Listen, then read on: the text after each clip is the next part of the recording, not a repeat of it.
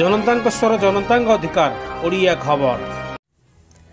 आम आदमी पार्टीर ब्रह्मपुर मेयर प्रार्थी सुश्री श्री प्रियंका अभिनव प्रचार सकाळु सकाळु निज समर्थकों नहीं ब्रह्मपुर विभिन्न चा खटी और प्रात भ्रमण करिथिबा व्यक्ति माननकु भेटी निज प्रचार जमेछंती। आम आदमी पार्टीर चिन्ह झाड़ू रे भोट देबाकू निवेदन करिछंती।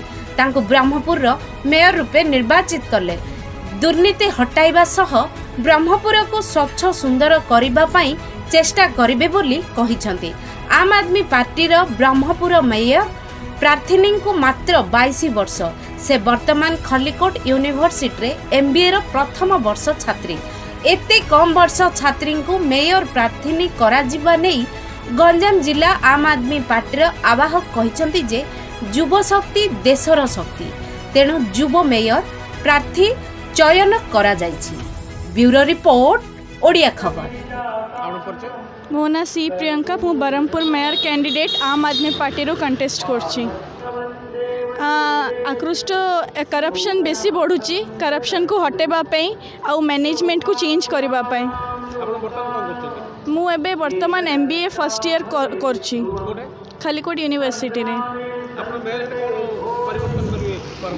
मु मेयर हेले फर्स्ट रे मु करप्शन को हटेबी, तापरे टैक्स हाउसिंग टैक्स बढ़ी जाइछि ताको मु घटेबी, तापरे रोड्स ड्रेनेज सब खराब अछि ताको मु ठीक करबी, आउ पूरा नीट एंड क्लीन बरहमपुर करबी।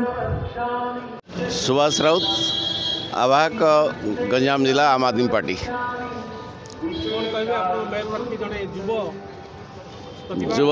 युव प्रतिभा को उतारिबा मुख्य उद्देश्य होची युवक और शिक्षित गोष्ठी को अट्रैक्ट करबा टुवर्ड्स पॉलिटिक्स, जोटा कि भारत वर्ष रे दुर्भाग्य। वर्तमान कौन सी युवक बा शिक्षित गोष्ठी कौन सी राजनीति को पाद दौना, तार मेन उद्देश्य आम यंग मास को ही अट्रैक्ट करवा।